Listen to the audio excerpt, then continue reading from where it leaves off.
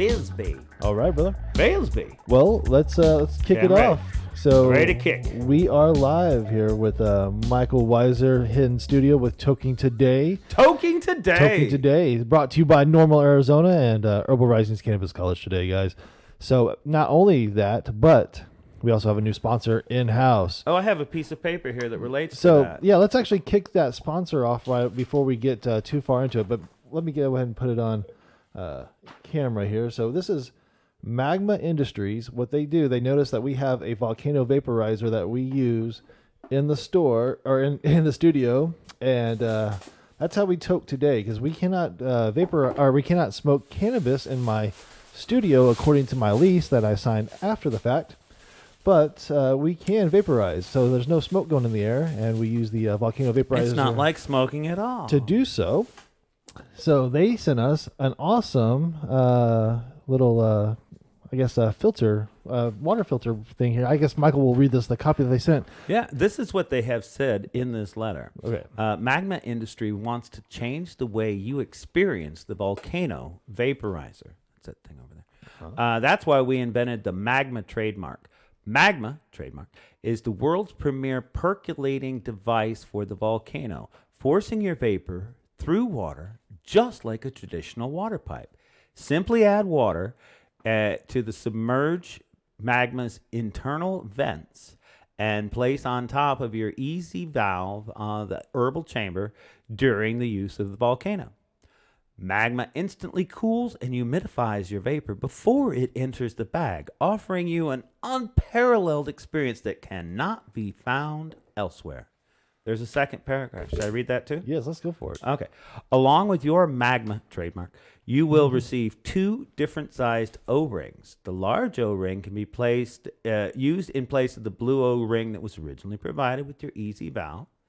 If it's become worn due to use or maybe misplaced, the smaller O-ring helps the Magma sit securely on your easy valve during use, and it should be placed around the existing groove on your easy valve herbal chamber housing. For more detailed description of how to use the Magma trademark, please refer to our website, www.magma-industries.com, or send us an email at support@magma-industries.com with any of your questions, comments, or concerns. And we invite you to experience the difference and make your volcano active with Magma by Magma Industries. And this is signed sincerely from Ryan Jones, who is the CEO of Magma Industries, LLC. Signed sincerely. Signed. That is awesome. Personally signed. Oh, their new Possibly. O-ring looks like it fits. Oh, nice. I think you figured it out. I'm going to put the old O-ring over the top here. So I'll put my old blue one on the top for the bag. I'll put the new one on the bottom. It is interesting. So thank you out there, Magma Industries, and all you people who are watching this show. Try that out. It is fun to be part of this production. So let's see how this works. So we already vaporized once out of this container here, but let's go ahead and try the once already vaporized cannabis to the Magma. Now look at that. It's bubbling. We can see it bubbling through the water. Do you see a good shot of that now? Let's see here. I can see it bubbling through the water. Should I take a photograph? Yeah, let's do that.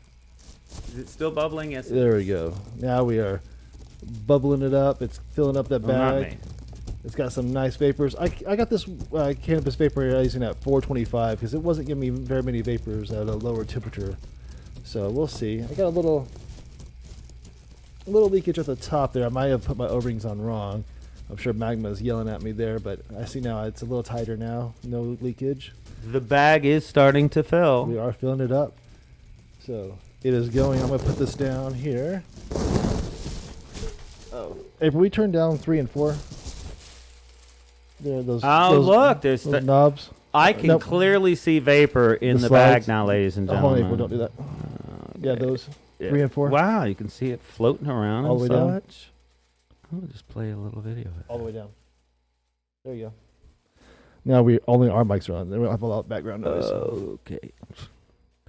Oh. Had that happen before. Oops, my fault. I'm throwing it around. There we go. Okay. Now it's filling up tightly. This is an older bag too. Shadow Bagmaster. There we go. And the vapors are a lot thicker with the thing. So I guess that's the water vapors coming through. Right. It's very very visible in the bag. Yeah. So maybe I have it up too high now with the water vapors because before I wasn't getting very many vapors, and now I'm getting a lot more vapors. So I probably have the temperature up higher than I should with the magma. It looks like, but I will find out in just a second how this tastes. Oh, it's inflated. By the way, this reminds me, I did watch a fantastic movie over the holiday break, and I encourage anybody to give it a shot. It's called The Aeronauts. I It have not seen that. It's on Amazon Prime. It stars Eddie Redmayne and Felicity Jones, and it's about people who flew in the early gas balloons of the 1800s. Oh, okay. That is actually really smooth. You can taste it's a different flavor it adds to it. Is this the same cannabis? Yes, it is, but it's already been vaporized twice now, though. So it gives the terpenes start falling off from the first bag, but you can actually Try that, April. not yet. There it is. What do you think? I know you usually cough on the bags. Do you think that one is that smoother than it was before? It's a lot more vapor. It seems like That could be. I noticed that the I might need to turn it down. the flavor wasn't as sharp as the first bag, but as you say, that could just be reusing the same flour. That's why you end up with that jar of baking goods. Yeah. So I need to. We'll try it on a fresh one throughout the show here as we go on. But thank you, Magma Industries, for we're testing that out. But we will we'll test it out more throughout the show as we get involved in what Michael has to say today. Yeah, I'm here to visit. He's got an agenda. I wonder, and this is for you volcano users at home. Really, I so appreciate this opportunity to play with the volcano, but it's only here in this studio that I have access to such high quality equipment. Thank you. But I'm wondering, so my wife and I are both diabetics, not as sugar focused as a lot of people seem to be when they go into edibles. Mm-hmm. I wonder, and I've heard that you can use the previously vaped for flour for cooking. Yeah. I'm wondering if it would work in cornbread.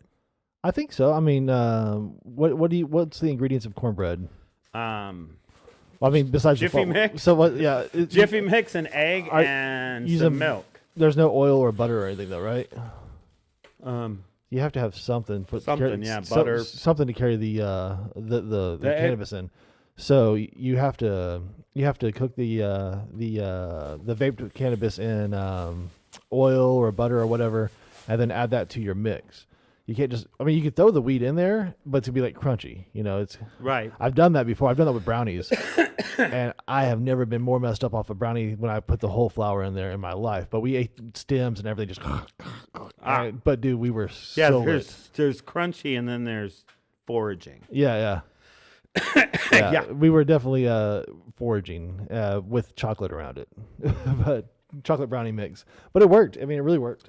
Yeah. So you might be able to just throw it into the cornbread mix itself and have cornbread hash. Or in Tucson, there's a dispensary owner, Ari Rubin, with Desert Bloom Relief Center. Uh-huh. He asserts that a lot of contemporary health problems that we have today come since the taking of cannabis out of the diet, out of the diet of animals and out of the diet of people. So I'm often wondering what's a practical way to get cannabis back into your diet. So I've always said that about. So I tell when people come into the store to ask about CBD and how it works for us, et cetera. I explain that CBD is produced in mother's breast milk first. That newborn babies are getting it when they're developing through the breast milk, but then people used to get it by drinking cow's milk. Right. But we don't do that. We don't get it that way anymore because cows don't eat hemp from the fields that they used to anymore. Right. But now we have all this agricultural hemp. So there's stalks and things left over. So we're going to start seeing that hay start coming back around. So there should be some premium hemp hay coming around, and we should start seeing some premium hemp milk coming out naturally from goats and cows now. So that might be coming back. Yeah. That is an interesting idea. I don't know if Arizona is, we don't have the same kind of agricultural infrastructure as, say, North Carolina, where they do a lot of hemp farming, Yeah. Colorado. I like to see that sort of thing develop. Just around the time that the first harvest was coming in from Arizona's first hemp crop, I left my position with Arizona Cannabis Monthly. Still wear the shirt. Love you guys. And so I don't really know how the hemp season actually ended. Well, Sully Sullivan's going to be on the show. He's traveling in January, he said, but he's going to try to come on as soon as possible. So, good. yeah, he'll tell us a little bit about that. Sully's the president of HITA, Right.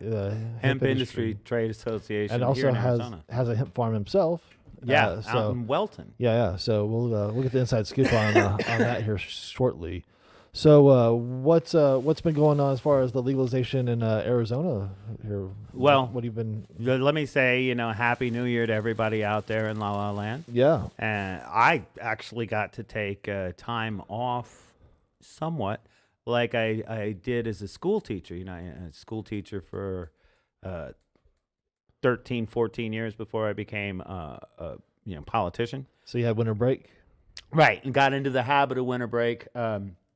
We did 3 or 4 events between solstice and New Year's, and then I started back into action on Thursday, the 2nd. I don't know about the rest of the world. I know that people have different religions. We've talked about that on the show before. Yeah. But for my personal religion, January 1st, New Year's Day, is the high holy day. It's the one that's in reverence, and you think back and you plan forward. There's rebirth and all that. So turns out that my wife, when we married 13 years ago, she's into that idea anyway. Awesome. So it worked out. Yeah. So yep, we're like day 3 into the brand new year, or day 4 actually, calendar wise, and I spent most of that time from the solstice to New Year's at home. I got to visit Peach Springs, which is in the heart of the Wallapai Indian Reservation, and that was pretty cool. That's cool. They want reform there too. Yeah. I also took a Route 66 road trip out to the very end of Route 66 in Arizona, a place called Toking. And there's a lot of people who have been there. I mean, maybe you haven't been there, and I don't hang out. I swear I've been there like 4 or 5 times. But it's a big harbor area for people having play fun on the Colorado River.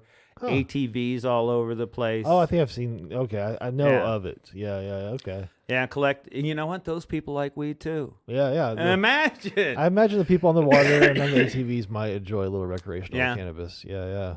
But now we're back in gear. It's a new year, and Arizona Normal started off on the 2nd. We had events in Tucson, and then music show last night.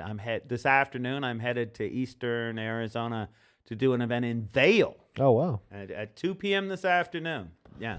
So what's the event? What's that local volunteers are getting together to talk about what they can do, and we're going to set up at a public place. They sent me the address. So it's a normal event itself? Yeah, it's a normal event. Okay. They sent me an address. We're going to talk about the campaign. We're going to talk about the legislative agenda, what we did last year, what's coming up. Right on. And then we're going to go plan for more stuff. Like yesterday, it was yesterday morning. I was in Catalina, Arizona, which is north of Tucson by about 20 miles. And we planned out a thing in Bailesby for February. So going to do that too. Yeah. Wow. So this is all normal reach? Yeah. Well, see, there's local groups, but to my good fortune, I end up with the title of the state chapter. Yeah. So I feel like I really need to do something to get outside the kingdom of Maricopa. Okay. I mean, not to denigrate you here, but my friend, you are so far East Mesa, we might as well call it AJ. Yeah. Right. And so you're outside the kingdom of, well, I can see the wall right there. Meridian is just, right over there. Yeah, it's right there. Yeah. So that's the road I literally take to get here, is that wall road. Yeah. Yeah. So, love you guys in Maricopa County. So much good food. But there's all the rest of us out there in the hinterlands. Yeah. And this is our opportunity to reach out to communities. We now have groups in 6 different towns outside of Phoenix that are active and doing stuff. And down in Tucson, they've collected 640 signatures. That's enough to get a state candidate on ballot. Wow. So that's Tucson alone. Yeah. Right. Yeah. Yeah. Our chapter, we did a turn-in yesterday, and me as an individual, I've collected 1,139 signatures, which is enough signatures to get a congressional candidate on the ballot. Wow. So you personally have campaigned enough to get an individual on the ballot, but now we're talking an actual cannabis legalization right bill. So the heart of the signature gathering is being done by a professional company called Petition Partners, one of the top petition gathering companies in the state. They have indeed a statewide outreach. They've got offices down in Tucson. They got a giant office in Phoenix. They've got an office in Mojave County. Okay. So they're getting all over the place, making sure that they've gotten signatures. In fact, I got an update coming out on Tuesday at our monthly normal meeting. The new head of the ADA, his name's Sam Richards. He's the executive director for the Arizona Dispensary Association. He's going to be releasing their latest number.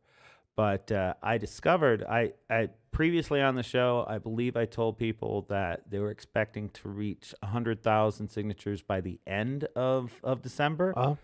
Turns out that was actually the number they had already reached at the beginning of December. Oh, wow. So he's talking about a significantly larger number because those two already other exceeded. Yeah. Already exceeded, yeah. Wow, that's awesome, man. So the expectations are being met and exceeded, obviously. Yeah. So do you think the legalization is going to be more than a 50%, 51% vote this time? Yeah.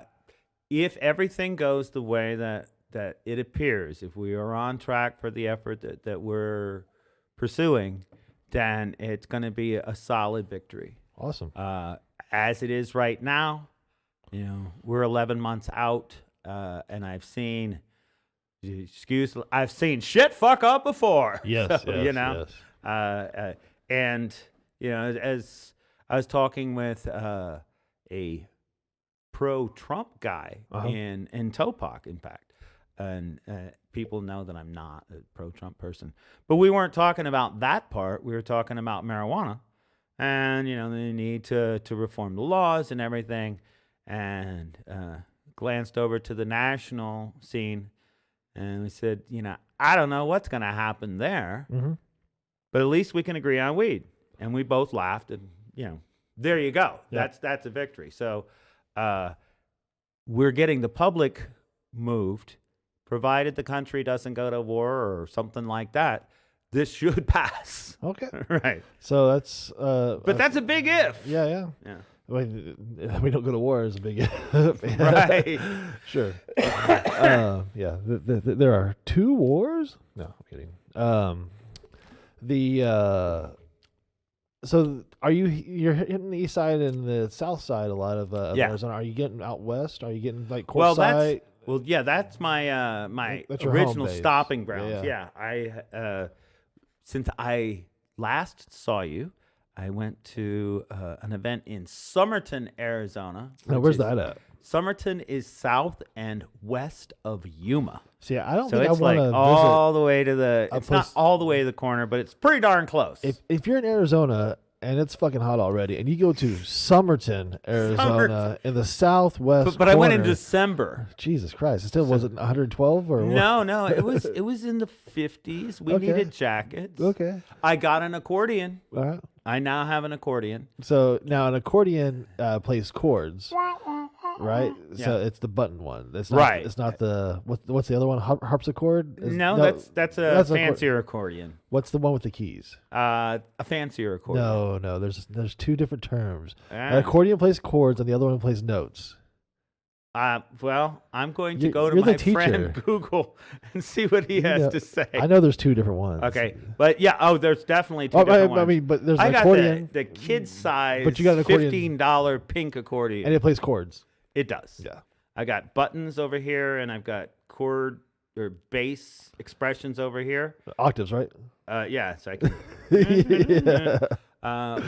We had actual musicians messing with it last night, and it kind of began to sound like music, but nobody knows what we're doing yet. Man, you would have if such you a can play blast. accordion, give me a call. So I have some friends that might be watching this. That when we were out in Los Angeles, I was networking, trying to make movies happen. Yeah. But I would network at like the places like Backstage Cafe and these different like it was owned by the drummer of the Police, and all these old musicians would come and hang out, and just all of a sudden there would be like a guy with an accordion out there playing it, but he's the guy who plays all the music for the Discovery Channel. Right. So yeah. it'd be like this random composer here, and then another guy would break out a flute, and he's played with Jethro Tull and all these other famous Wow. but he's just over there playing jazz flute on the street corner with the guy playing an accordion, and they're just all these musicians just start showing up, and then one guy starts doing spoken word, and it's just a really crazy atmosphere. I think you would just definitely fit into that kind of scene. Yeah. We need to go out to a Vegas trip or Los Angeles trip sometime, man. In Los Angeles, since we're giving shout outs, one of my artist friends is an artist in the Fairfax neighborhood called Nomsy Maxwell, or Norman Maxwell, but they call him Nomsy. And his Friday nights are like what you just talked about. Yeah. He opens up the gallery, and musicians come in and they jam, and he does live painting. And yeah, it's just but the people that are there, you don't really recognize them. Yeah. But they have all done like some major things, and it's really interesting to get involved with those people. And they all know somebody. Like everyone's like one of those times, like John Mayer was there, or Tommy Lee was in. They just like kind of show up in the random, because it's just crazy little mixes. That's what happens when you're in LA. Yeah. That's one of the magic things about LA, and I feel this way about Vegas too, is when you see people walking about and they look like people, you don't really know if they aren't one of the masters of the universe, just in casual clothes. Yeah. The guy going by, in his tracksuit. Hell, he's already a billionaire, and he just won $50,000 at the slots. Yeah. You don't know that. Yeah. Or he used to be a billionaire, and he's not now. Right, he that did the could be opposite. too, Yeah. That's what I do. Hey, before we go any farther, let me go around this beautiful wall and grab a bottle of water, because I forgot to do that when I came to the set. Let's let our producer grab that water for you. And that would be fantastic, and thank you very much. That way you don't have to get off the right, mic, so my I can friend. keep chattering. Yeah. So the last time I was in Vegas with the marijuana convention the year before, I was walking through the MGM, and I ran into I want to say Tim. Thanks. Yeah, it was Tim from Tim and Eric from Adult Swim. But it does a lot of stuff. But I just he was walking out as we were walking in. I was like, oh, and I was like, I love your show. I was like, oh, thanks, man, and just kept on walking. But it was just like one of those casual, hey, I know you, type things. Like, I still don't remember which one he is, but I'm just an idiot. I don't know names, anyways.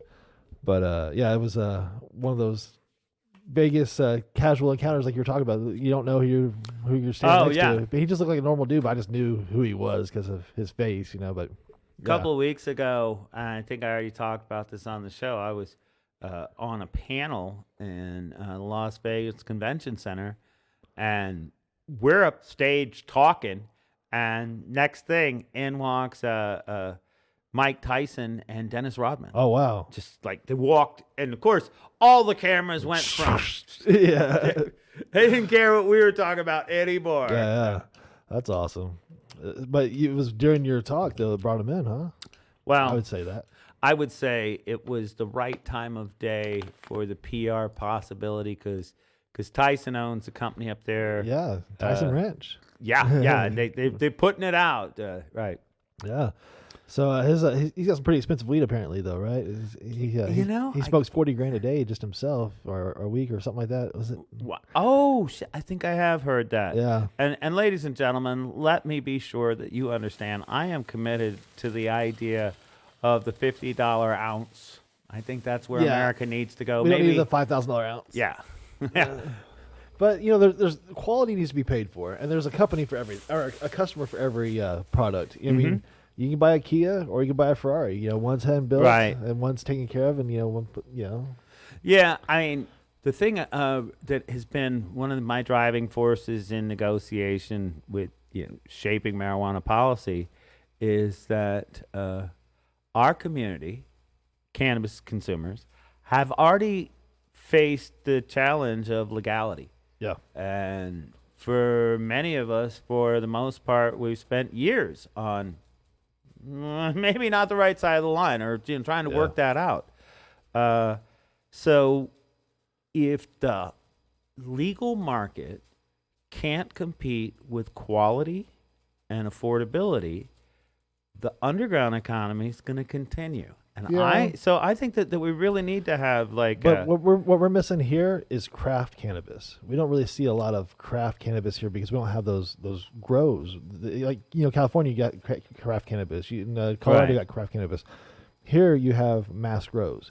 You have whatever they can grow. They got the biggest grow, Copper State Farms, out there doing everything they can to put out as much cannabis as possible. They don't really care about that individual bud. They care about the quality of the whole plant. As long as it meets these standards, it's good.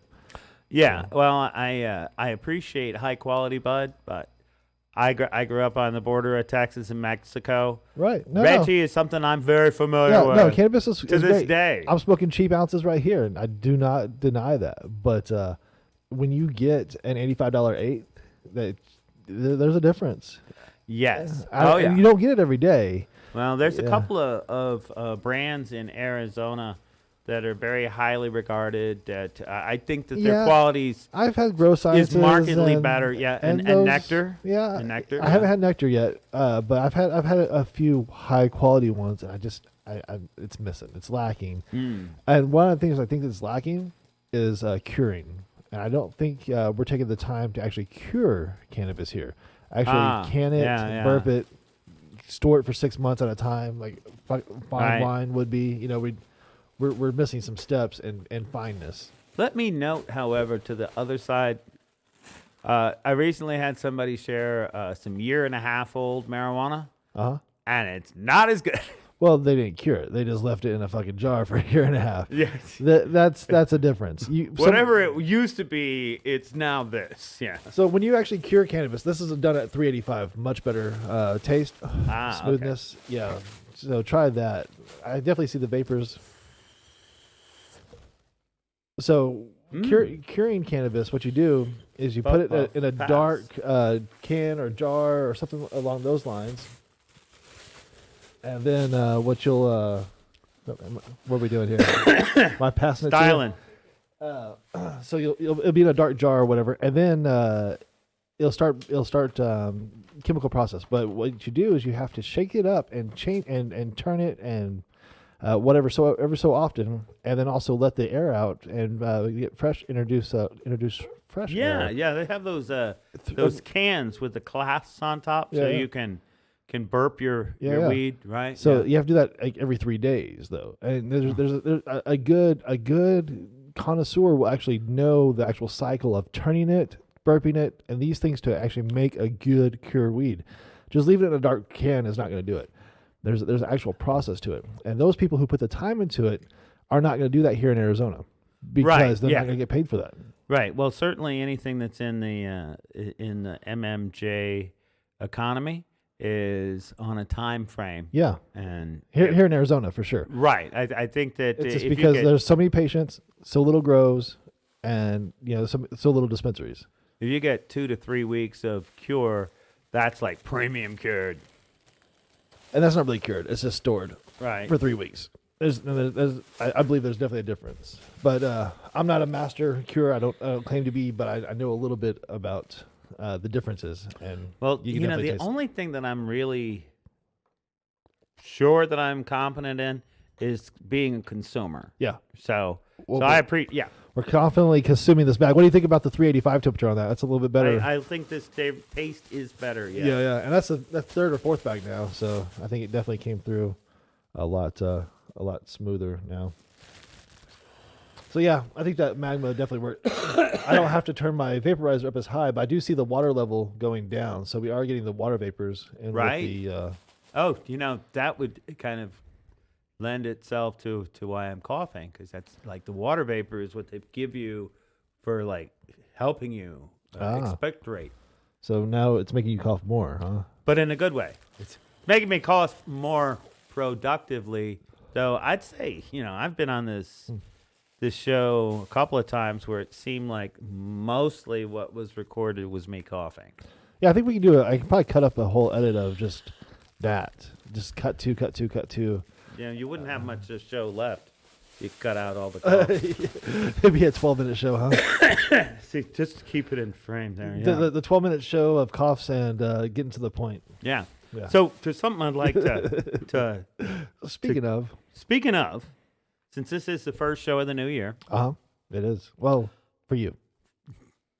For me, yeah. So this is the first Saturday of the new year. It is. That is true. I wanted to, if you'd let me do a year in review thing that I'm doing right now. Yeah. You gonna wrap it? Rhyme it? No. This is 2019. It's kind of chronological, and there's 12 things. All right. I was looking for what were the big things that shaped or reshaped marijuana in Arizona in somewhat chronological order. Is this a one per month type thing trying to do, or pretty close? Pretty chronicle. Yeah. Chronic. Yes. Logical. So chronological. Anyway, this year at the state capitol, we had a record number of bills filed that were marijuana related. When I first started with Safe Arizona trying to get bills at the Capitol, in 2014, there was one positive bill and there were like 11 negative bills. Hats off or tip to Mark Cardenas who filed that first bill. This year, there were 31. He's on here. There were 31 total bills that were filed, and only 3 of them were essentially negative, and none of them had the kind of teeth that So we had seen 31 mentioned cannabis, but 3 of them were against it. Yes, as opposed to back in the first in 2014 when I first started paying attention, there was like 11 bad bills and 1 good one. Okay. Wow. So we got 27, 28 good bills coming through here. Yeah, so work on that at the state legislature really is kind of important during first early parts of the year. The next thing that's super important this past year is the verdict in the Jones case. We had the hearing in March, and the verdict was announced in May. For 10 months, these cartridges were considered Class 4 felonies. Wow, but nobody really paid attention to that. Well, that's not actually accurate. I didn't really pay attention. We knew of some more people getting arrested for it. Yeah, there was about 40 people that we knew of that got arrested somewhere in Maricopa County. Wow. And Arizona Normal, working with the ACLU and Phoenix New Times, were able to identify 6 people directly and get their cases overturned. Nice. Which is, that's our personal kudu. But what I want to talk, the point is that the Jones case was huge in 2019, and that's just up to the verdict. I'll have a second thing related to the Jones case in a second. All right. Because right around the same time that the Jones case verdict came in, the state legislative session ended, and the governor signed Bill SB 1494, which was the culmination of years of effort on several different fronts. This bill created a testing program, so now all marijuana sold in Arizona, even in the future adult market, is going to be required to have tests for health and safety. All right. It requires that future licenses for dispensaries get issued out into the country to return dispensaries to rural populations that can't grow, because there are people who can grow just fine, but there's more of them who can't. Right, sure. It turns the 1-year card into a 2-year card. This essentially cuts the price of the card in half for consumers. and there was other provisions as well. It ended up being what they call an omnibus bill or a Christmas tree with a little present for everybody to keep all Nice. the coalitions together. Right. And even though, okay, out of order, the company Harvest Health became officially the largest or one of the largest marijuana businesses in America with a multi-billion-dollar valuation, Wow. operations in 16 states. Early in the year, they acquired New York-based company for $830 million. Wow. So that's a big change in Arizona marijuana. And I think it's part of the reason that we can now go to the store and get a $65 ounce. Okay. You know, Yeah. not necessarily at Harvest, but you can. Yeah. But you can definitely go to the store and find a $65 ounce. In fact, I'm looking for one today. All right. I think there's a few out there. Yeah. Let's check our text. Yeah. So the hemp program began Uh-huh. in June, and that was a culmination again of 10 years of work. The first time I even heard about a hemp bill was back in 2010. By 2013, Yuma area State Senator Lynn Pancrazzi introduced a bill, and it took until 2018 to actually get this to Wow. pass as a law. Even once it became a law in May of 2018, it took until the U.S. Farm Bill in December of 2018 for hemp to be legal nationally, so it wasn't some risky thing. Sure. Now, it was like opening up the gold rush in California, and thousands of farmers attempted to grow hemp this last summer. Yeah. I use the word attempt because You should see as a CBD dispensary, we get them all coming in now with their hemp and stuff. So there's been places that we've been getting our flower from for a long time that's like 23, 24% CBD. These farmers are coming in with like 7, 8, 16. Some of them are the highest, and it just looks rough. And Yeah. I get it, it's first time, but Well, I will tell you, I went to an event called CBD.io in Las Vegas I think that was in November. That's No, right. it was early December. amazing November. hemp flower there. Yeah. Yeah. Well, all across the board, there was stuff that stung. It tasted so bad and rank and wild. Oh. And then there was other stuff that tasted like regular flour. Yeah. I'm still smoking it and mixing them together in my joints. So I end up with extra CBD kick with my THC. Yeah. So something we're about to roll out. We're gonna start doing a deli style jars. Yeah. Nice. So we used to have the little jars like everybody else has. That it's all dried out and whatnot. We're not gonna do that anymore. We're gonna have actual big jars of Keep the 'em flour. moist. Yeah. Yeah. So, Use the Boost, not the Bovita. yeah. Yeah. Boost. I'll write that down. Yes. So the biggest thing that I was involved in, and one of the biggest things of the year was the rollout and filing of the Smart and Safe Arizona initiative. You had a major hand in. Right. That was, again, the culmination of 3 years of work, because as soon as Prop 205 failed. Yeah. This began. Yeah. But before December of 2016, we were already having a postmortem and figuring out what to do next. Yeah. The public drafting process ran from January through August. The campaign announced itself in March. The first draft of the initiative was filed and made public at the beginning of September. And at that point, there was a legislative review, there was public comment, another month of changes and meetings. And so it was a big thing. And over the course of the year, the launch of a campaign that's expected to raise as much as $6 million for legalization this time. So you see, that's a major thing in the course of the year. And it led to a backlash because essentially the campaign or the initiative, Smart and Safe, is an expansion of the existing medical marijuana market out to the adult use. Mm-hmm. So the business structure looks a lot like what we live in right now. People who are hoping for a different deal or a different kind of business structure of opportunity formed a group called the Arizona Cannabis Chamber of Commerce. It's led by Mason Cave.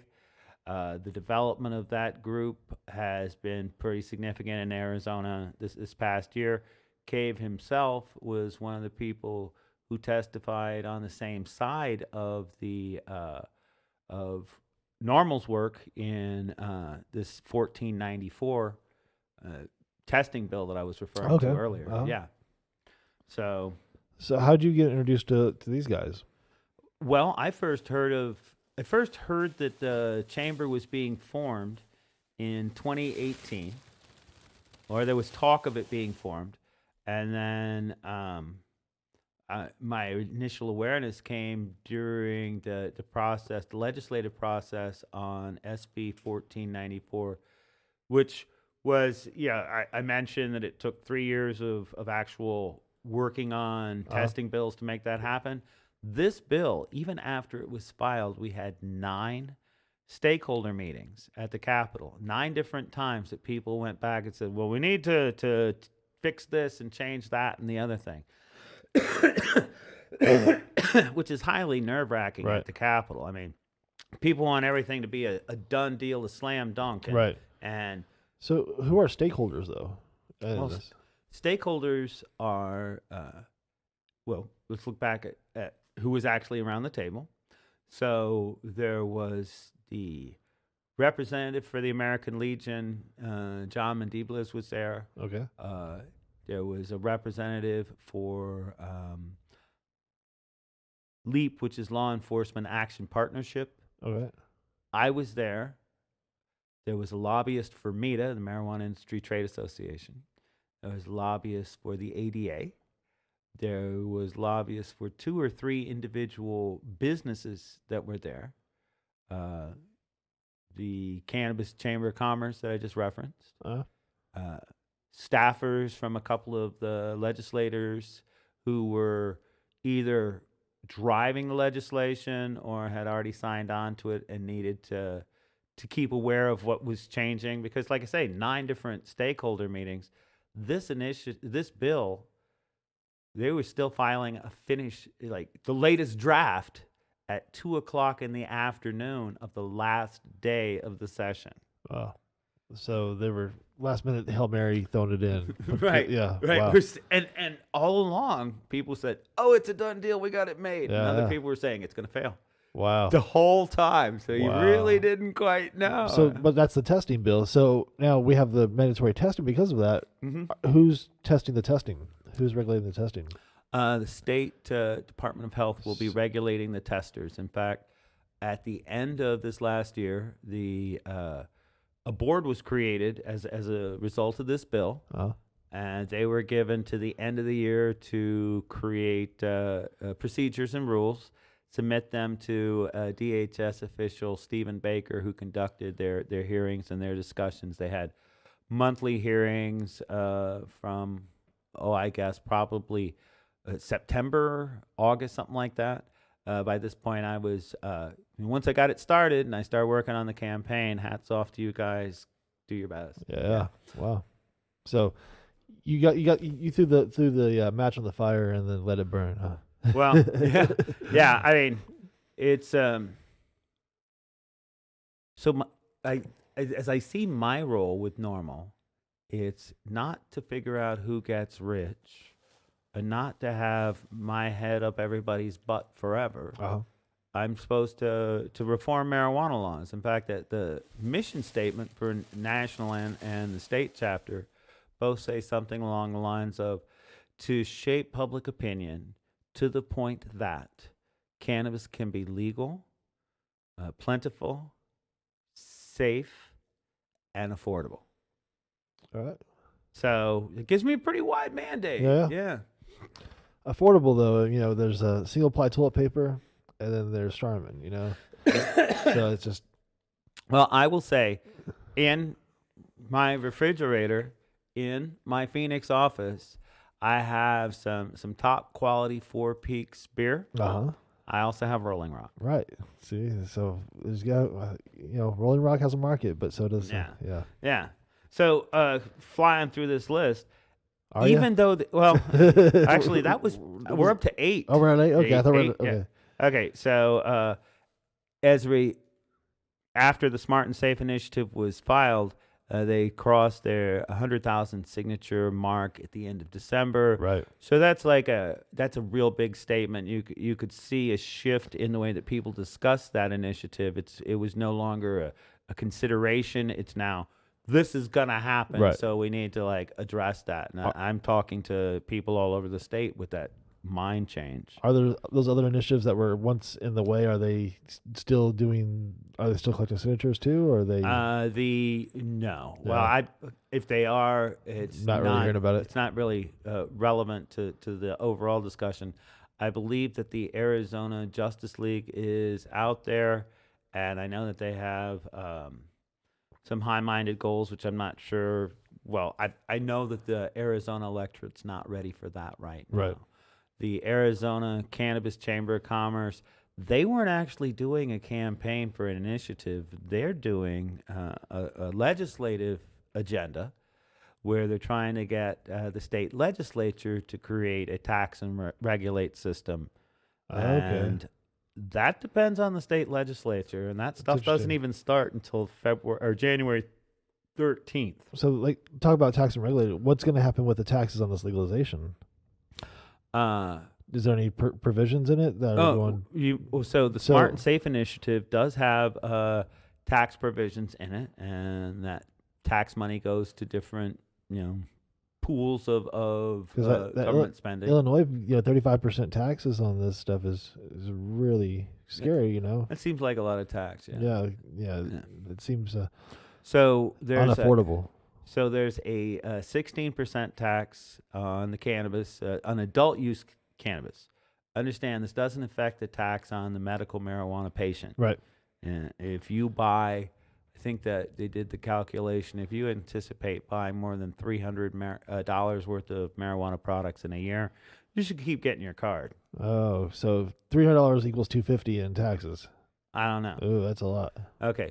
Well, I don't know. I don't know what math you just did. I just said something, and I didn't follow the interaction because I was going on about this tax. So it's a 16% tax, and then there is, there's still sales tax. Yeah. Still local sales tax. Yeah.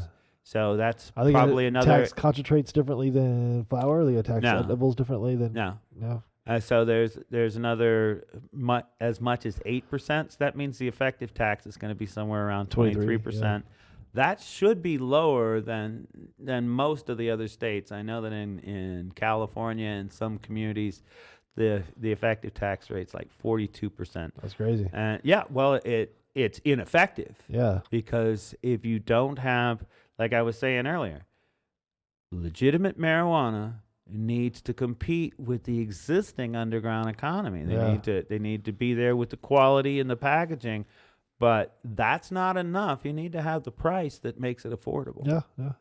If the underground guy's putting quality into it and you're not, right? Yeah. So there's things, man. I definitely want to see some quality, and but these taxes are a little scary with the legalization market, but it is what it is. So yeah. So I also.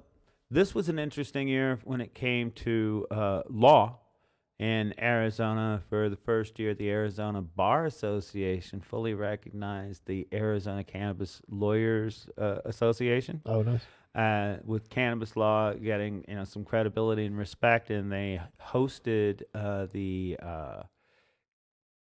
ACLA, Arizona Cannabis Lawyers Association, at the annual ABA, Arizona Bar Association convention. Oh, wow.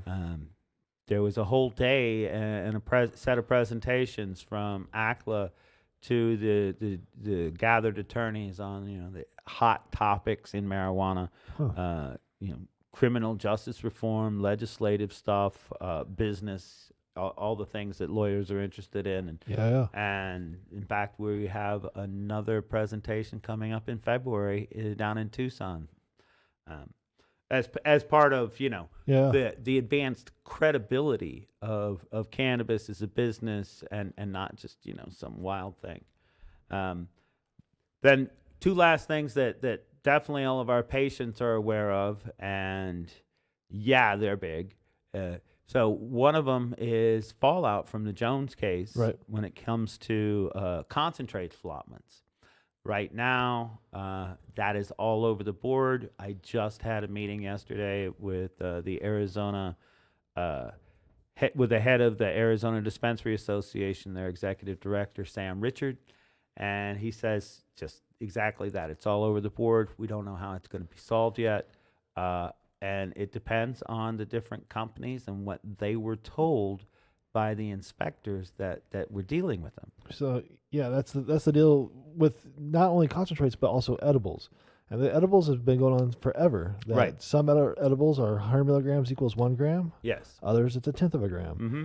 And Let me say then, and this is not just a blatant plug, but if this sort of thing matters to you, consider Uncle Herbs or Untamed Herbs products, because they were told that they get a 1-to-1. So you buy 1,000 milligrams, and that's 1 gram. Yeah, that's how it should be. Yeah. So same with Yelo, but when you go to buy Yelo or Uncle Herbs at Health for Life, they still charge you the 100 milligrams. Oh. Yeah. So it's dispensary specific. Wow, that's kind of a mess. Yeah. So, in fact, that last issue, the concentrate allotment, is something that we expect to see at the state capitol coming up in legislation during this new year. But that's my point, though, is we're making a big thing about this one, but it's because there's a case about it. But the dispensaries are still all over the board on everything else. Right. Well, I'm looking to the results of the testing panel to formalize and standardize a lot of the operating procedures, and I'm looking to at least DHS, if not the state legislature, to make a reasonable solution to this whole issue of concentrate allotments. One of the proposals that's been discussed, and I don't know if it's got a sponsor currently, is to take the government out of the patient-doctor relationship and have the doctor make recommendations of what a person should be able to have in a given period of time. That's going to bring corruption to doctors. That could be. That's going to bring, immediately. I can get my doctor. That was a quick answer, too. So you must be, there's something to that. Yeah, I guess. I would immediately give my doctor $200 more for an extra ounce a week. Immediately. Wow. Yeah, that could be. Yeah. So, see what you say. Yeah. This is an idea that was an offshoot of a longer time suggestion to go with the California style model where there's not a list of qualifying conditions. The doctor says yes or the doctor says no. Right. Yeah, that's how I got my prescription for asthma. It's whatever the doctor wanted to prescribe it for. Right. Yeah. Right. And then the last thing that in the year, really the last thing that's come up and of significance from 2019, and go away 2019, I'm glad you're gone, was the digital card rollout. Yeah. Yeah, and a lot of people are up in the air over that. That's again. I'm seeing people use their phones. Is that what the deal is? Mm-hmm. So I've already started seeing that in dispensaries. They're pulling out their phones and they scan it or whatever. Right, you can use your phone. Yeah, there's I don't have one, so it's not my personal experience. But there's an app for that? Yeah, there's an app for that. Huh. Yeah, I got my card renewed 2 weeks before the 2-year cards kicked of course, in. huh? Of course, then we know it wasn't for me personally. Yeah. In fact, because of the date that it falls, I will need to buy another card next year. Yeah, me too. Yeah. Or this year. Yeah. Hey. Yeah. Okay, Yeah. so there it is. That's 2019, and Year in we've done it. review. And we can just literally look, see if I can get this on camera. Just We close can that. literally Close- turn the page because I have other shit. Yeah, I mean, you I'm can't not close the book closing on the it. book yet. Yeah. I got other stuff. Yeah. Well, what is the other stuff, man? What Let's see, else so- do we need to get to before? So I didn't make any jokes about living up in Sohi and being home with lovely Beth Weiser, a wood stove, and 3 dogs. Over the holidays, I did lose a dog. Oh man, I'm sorry, brother. Yeah, I largest and longest known dog, a dog named Moose. He was a Dane, not quite a Great Dane. He was probably actually a Labrador, but we called He him was a big lab. He was a very big lab, and we called him a Dane. It was good for his ego, you know. He lived. We first met him in 2007. He lived with us until December. Wow. Yeah, I was on my way to Yuma from Winslow, and Beth said, "Come home. We need to bury a dog." So he actually passed away though. Yeah. Did was it like overnight type?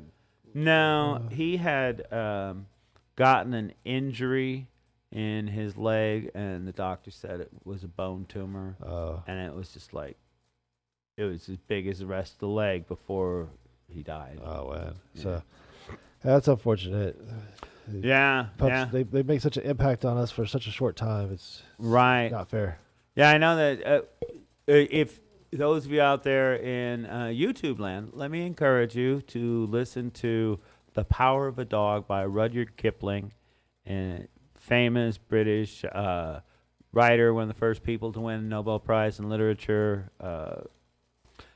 It's about how much he loved his dog. His dead dog, right? Yeah. And the first time you read it, you just can't help but cry. Yeah. And maybe the fourth or fifth time you're still crying. gonna, but I've had dogs dying for 50 years.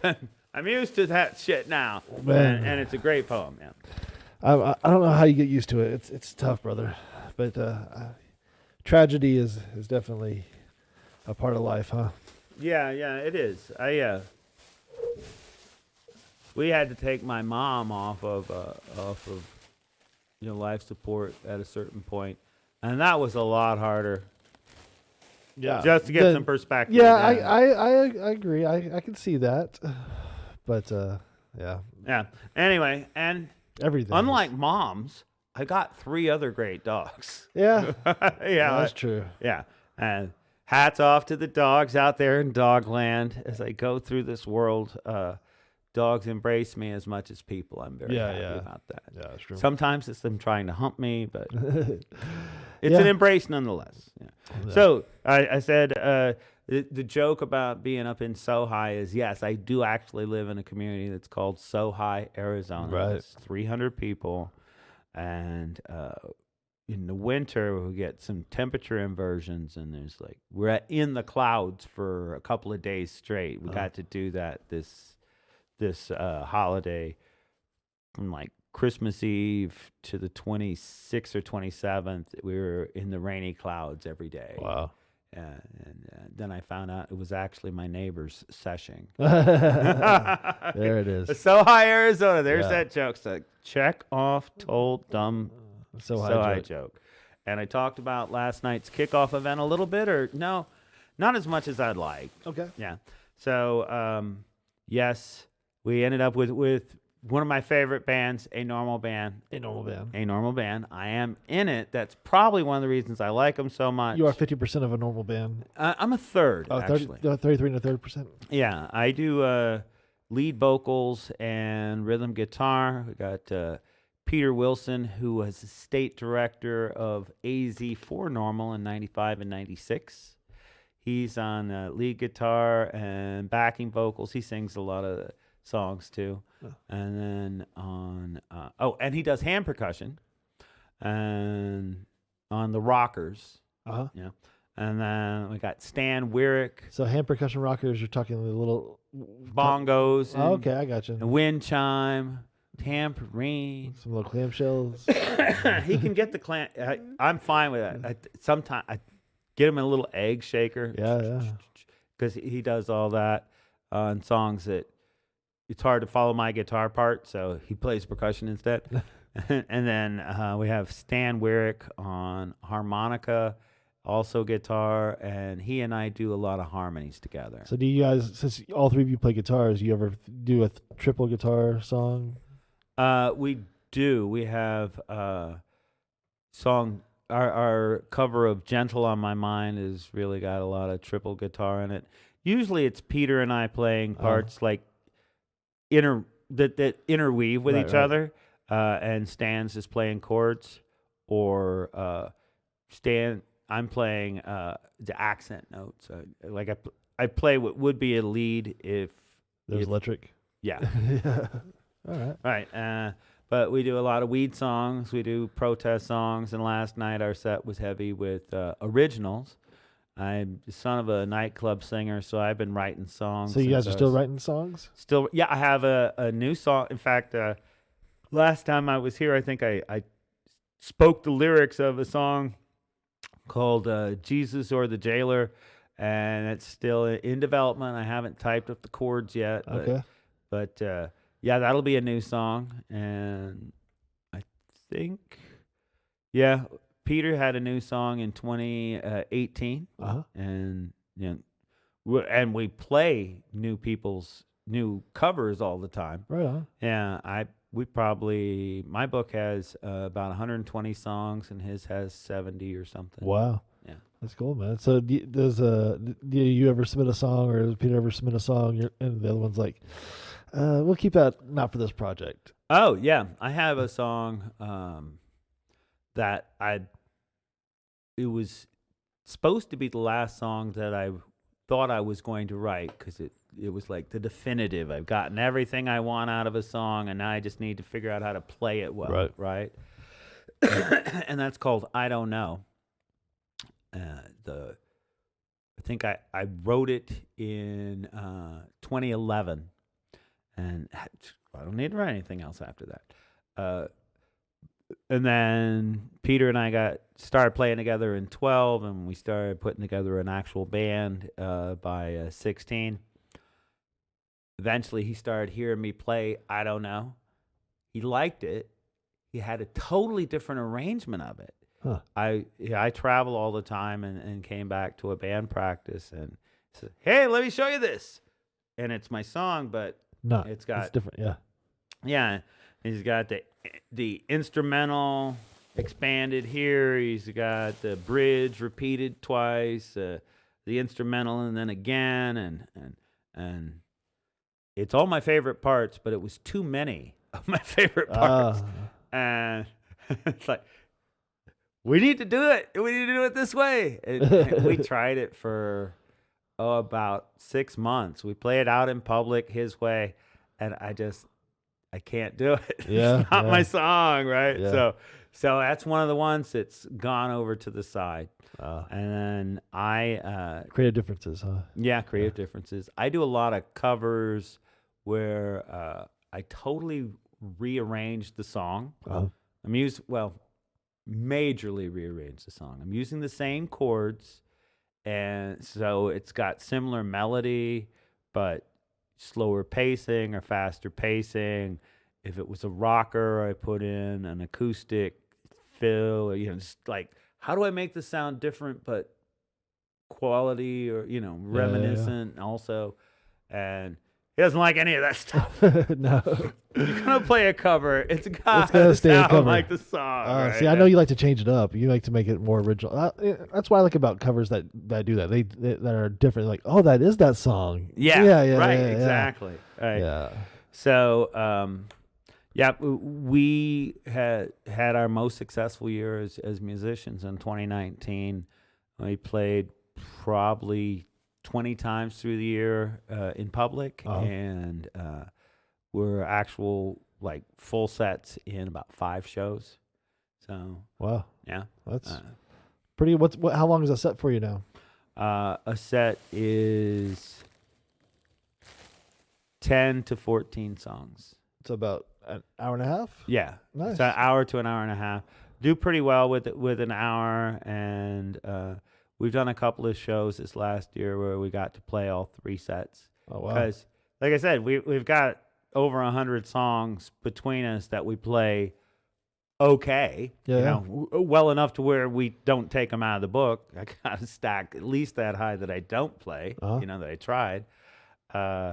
So we probably have like 20, 25 songs that we really like to hear, and so if we have the time and the space, we do them. Well, that's cool, man. Yeah. Get out there. So, what else did we not cover that we need to cover? Well, the biggest thing I have left is I want to like make some pitches for Arizona Normal in the upcoming year. Yeah. Okay. Besides the fact that we want to see your uncle, let me try that again. We want to see your uncle in Podunk, Arizona. Whether it's north, south, east, west, or anything outside the walled kingdom of Maricopa. Bring them to the meeting. Bring them to the events. Tell them about us, and we'll go to them. If they want us to, that's why I'm going to Vail this afternoon. We'll go there. Yeah. Yeah. We have now collected petition signatures and talked to volunteers in 40 different places. Okay. 39 of them are not called Phoenix. Wow. Wow. One of them's Phoenix. But right. 40 different locations throughout around Arizona. the state. Yeah.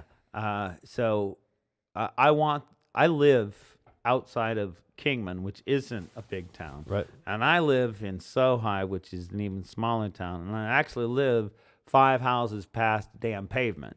So I know what it's like to be out in the country where people don't actually pay attention. Yeah. I want to pay attention to that. Yeah. I want to make that difference this year. Well, that's awesome. That's a good thing to roll out. So you got the people, the manpower, the foot power to do it now. So normal, as always, reforms marijuana laws in 3 different ways. There's this whole campaign that I've been talking about at length. I want to reference the courts because we do a lot with courts. In fact, some people say it stands for not the reform of marijuana laws, but the referral of marijuana lawyers. Yeah. And in fact, the 4 most common calls I get: number 1, help, I've gotten arrested. Right. Number 2, help, they're taking my kids. Yeah. Number 3, help, my doctor is cutting me off because I now have a medical card. Wow. Yeah. And then number 4, the inevitable, help, I don't have any money, connections, or deep knowledge, but I want to get rich. Help me. Yeah. Yeah. I like weed. Yeah. I like weed in the industry. That's what staff MMJ gets most of. Yeah. Right. So we end up with doing a lot with the courts. And that's why I had the Arizona Cannabis Bar Association, Cannabis Lawyers Association as one of my 12 things from the year, because we've helped see that develop. Tom Dean, who is a lawyer with Normal, has won or been involved in 4 different cases at the Supreme Court. The fact that patients get to use cannabis while on probation, that you don't get enhanced felonies for having cannabis on campus if you're a medical card patient, that they have to have proof of impairment for a DUI for a cannabis patient. I like that. Yeah, and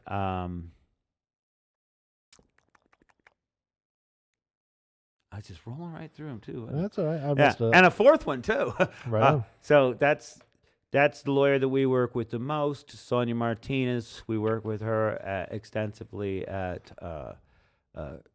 we'll call family law or dependency court, where they can take your kids. Right.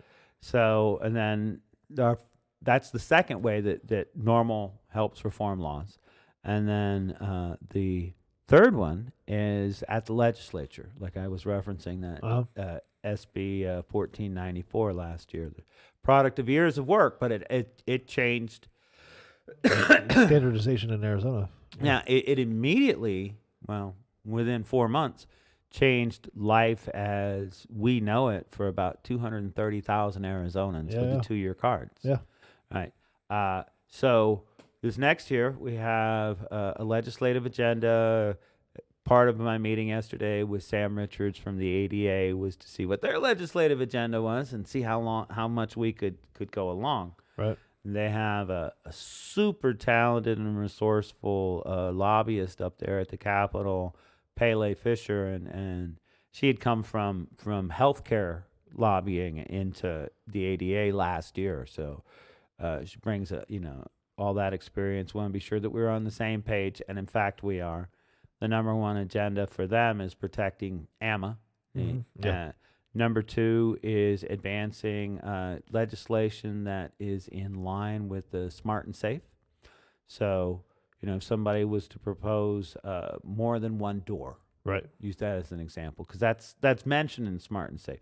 Reforms that are in keeping with the reforms they're advancing. Okay. So that goes well with what we're working on. Uh-huh. Our number one agenda item is autism. Right. We've Get it back on the We'll get it on the list. Yeah, Yeah. this will be the third year that we've worked with that issue explicitly.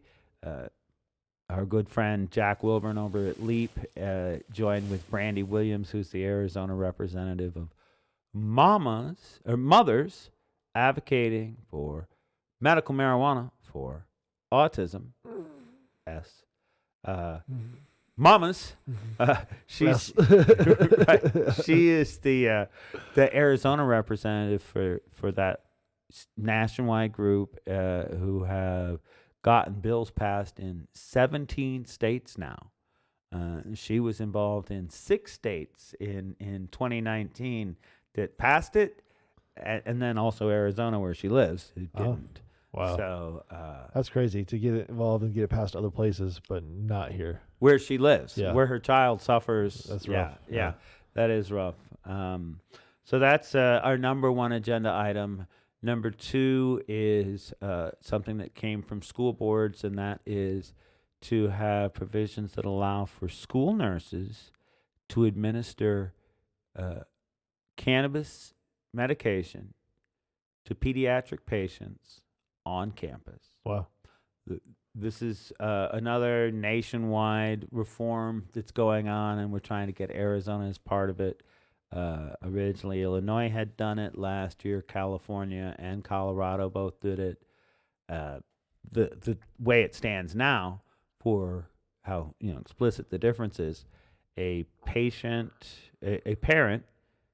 has to be notified by the school, come to the school, take the kid off campus, administer the medication themselves, then return the kid. So, Wow. yeah, if it's a seizure, like an ongoing, Yeah. we could really have health effects there. Yeah. Right. Besides just the stupidity of making those extra complications. When the school nurse can administer anything from Tylenol up to antibiotics. Yeah. Right. Yeah. So that's a central issue. That's number 2.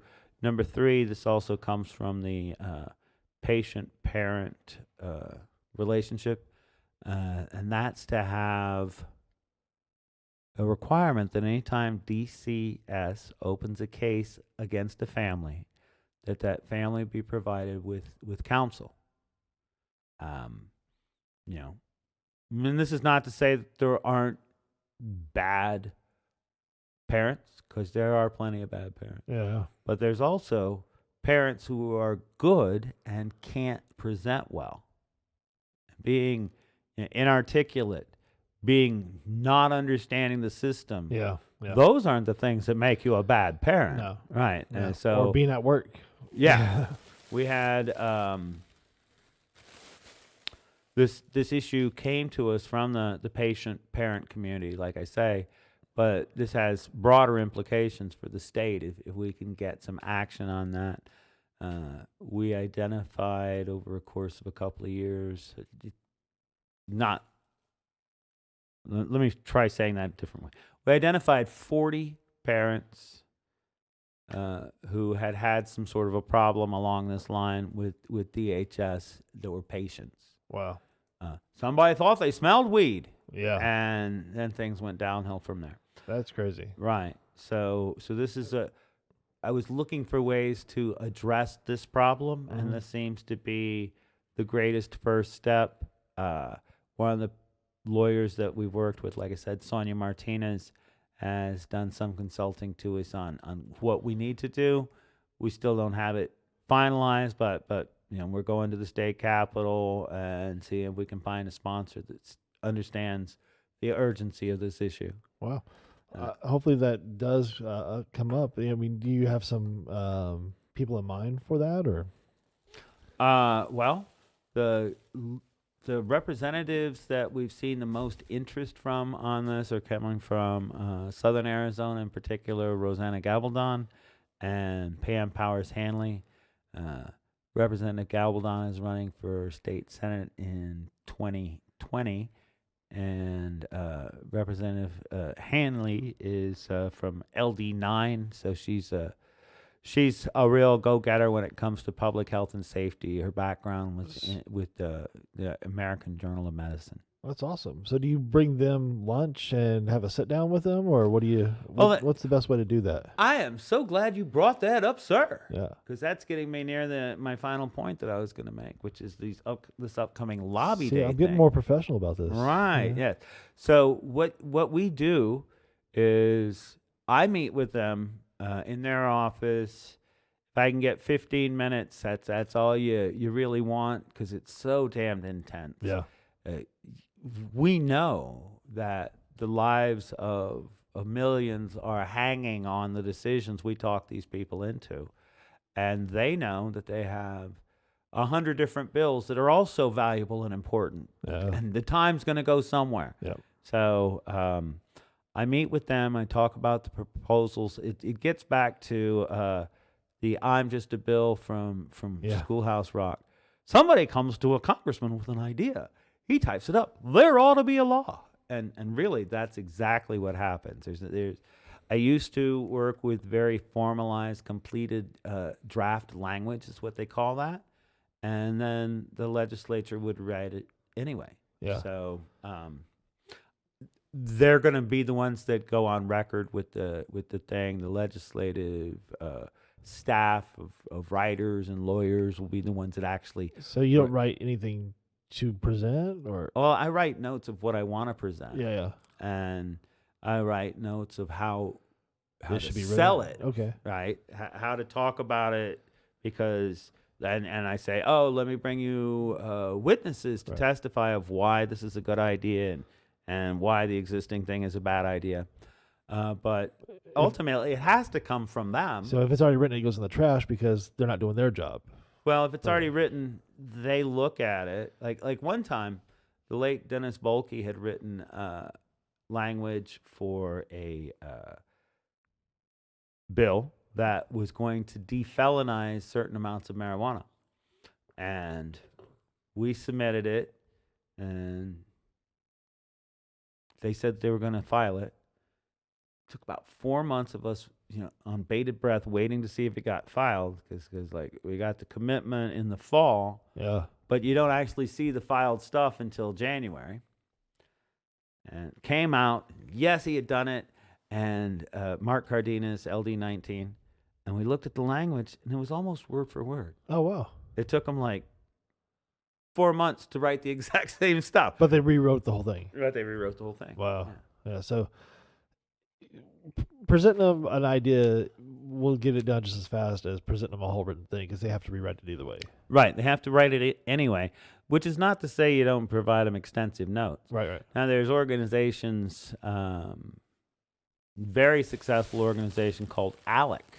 Have you heard of ALEC? I have not. Okay, it's the American Legislative Exchange Committee. Okay. They are some of the leading drafters of legislation in the right wing. They like these acronyms, spheres. huh? Yeah, and it has to do with businesses. Talk to right wing think tanks who create legislation to advance the interests of the business. Huh. So, yeah. Or right wing think tanks who have their own political agendas, say pro life or anti regulation, business regulation. They write this legislation. They hold big conventions. Legislators go to these conventions. Hey, let's go to the one on public housing. Let's go to the one on water quality. So who's funding these conventions?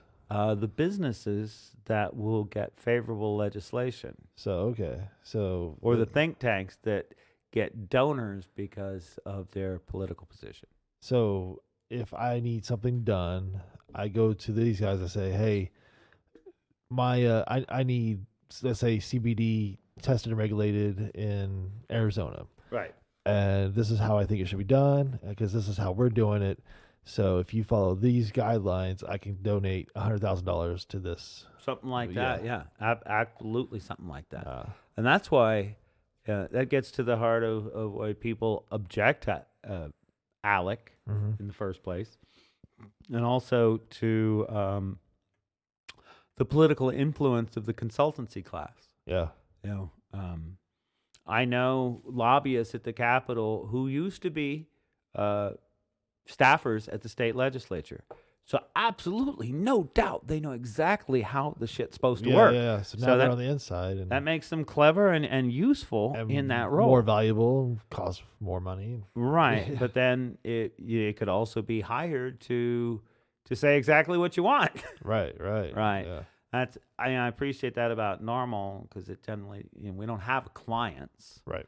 I work for the public good, like we worked for the testing bill last year, and it's exactly true. There's a whole new industry that's going to make millions off of our work, but I wasn't working for those guys. I was working for everybody, and includes those guys. Those are the guys who happen to be buying lunch, though. Yeah. Occasionally. I called up a couple of them this year and said, "Hey, you want to donate to Normal again?" Yeah. I said, "Well, what are you going to do this year that helps?" Yeah. What are you going to do for me? Yeah. No free donations, huh? No. So, that's our legislative agenda, and here's the ask out to the audience of how they can get involved in. Despite all the negative and the bitching that we do about reform, it is how things get reformed. Yeah. Yeah. And if it wasn't a messed up situation, we wouldn't be working on reform. No, I agree with that. Yeah. So we have 2 events coming up. Besides our regular Normal meeting, 929 East Indian School, 7 p.m., on the first Tuesday of the month, so that's January 7th, due out there, upcoming Tuesday. Boom. Besides that, we have 2 big events that actually work with our legislative efforts. One is opening day at the state legislature. It's Monday, January 13th, 9 a.m. That's Monday, January 13th at 9 a.m. You can join us at the state capitol, along with all the other activist issues that people come out for. You've got the gun rights, you've got the motorcycle crowd, you've got the Planned Parenthood, you've got grandmothers against this and grandfathers for that. Wow. There's hundreds of people that are at the Capitol with their various specific issues. And we line up marijuana community to be part of that. Yeah. This is a tradition that Arizona has been able to have for the last since 2013 is actually what I meant to say, is a marijuana presence on opening day. Yeah. So the legislators know that this is an issue. We're now bigger and stronger and more economically significant and more socially relevant than we've ever been before. So this is our time to be at the Capitol and say, we're demanding these changes. Nice. Yeah. So that's opening day, state capitol, Jan 13. Now, the first month of the state legislature is when all the bills get filed. All right. If your bill isn't filed by the end of the first month, it's not gonna. I mean, they do things called strikers where they change bills later on in the session. But really, the opening gambit's the play. Okay. And once we've seen what bills have been filed, it's strategy of activist organizations to then bring constituents to the Capitol to talk with the legislators pro or against individual bills. By the end of the first month, we'll know what everything is. And so Normal has our annual lobby day on Wednesday, February 5th. Okay. So, see, that's a Wednesday up like this, not down like that. That's Monday. Yeah, that's Monday. Monday, January 13th, opening day. Okay. Wednesday, February 5th, lobby day. Gotcha. On that day, we're going to have already had a look at what bills are cannabis related that are actually filed. An opinion, pro or con. We'll post that up on our website. And then people around the state are asked, encouraged, begged to come to Wednesday, February 5th, and meet with your state legislator. We're making appointments already for the 30 different legislative districts. We want to have, last year we had people from 15 different districts. We had 34 folks that came and had meetings with 30 different legislators. So that was our biggest year ever. Wow. This is a very significant year, the 2020. So we'd like to have more people show up, and we'll know what the bills are, and we'll educate you about what the bills are so you can get there and say more than just weed good. Yeah. I mean, that we all own the issue, but when it comes to what legislators can do, they can go yes or no on the set of bills that are filed. Right. So that's why we educate the public on that, and then go in and do our best to talk them into it. Last year, 3 bills that Normal worked on were signed into law, and one of them was this omnibus bill that solves so many problems that people have been wanting for years. I think that part of that success comes from having those 34 people at the Capitol all on the same day saying, change the law for us, please. Awesome. Very cool.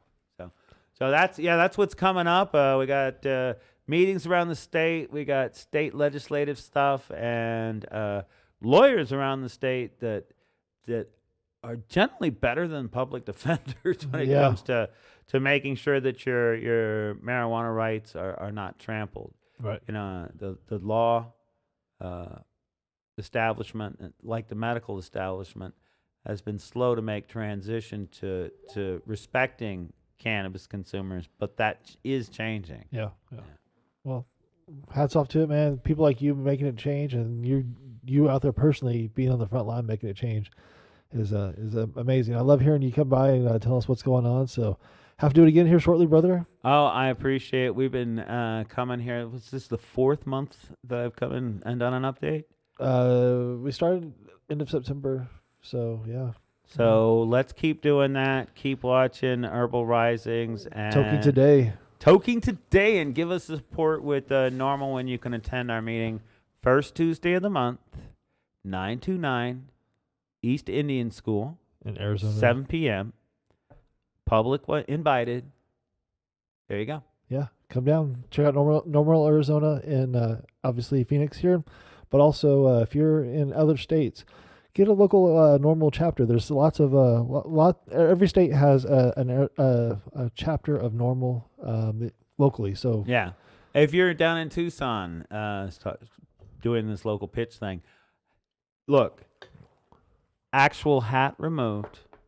That's a hats off that I had to make to the Tucson, Southern Arizona Normal chapter that's working so hard. They've come up out of the ashes of a collapsed chapter back in 2018. Wow. And really having social impact. So awesome, man. Keep it growing. Also, like, subscribe, and share this podcast. Toking Today, tokingtoday.com. Check us out. And also, thank you, Magma Industries, for the lovely vape. Magmometer. Yeah, the attachment to our volcano vaporizer. This is awesome. So we're going to continue vaping on that and learning more about it, and continue to watch us. Toking. Send in your used weed cornbread recipes. Yes. And we will try them on the air. We have a lot of used weed to try on the air, so we will do that. Yes, we're cooking with Mikel Weisser next. All right. Thank you, everybody.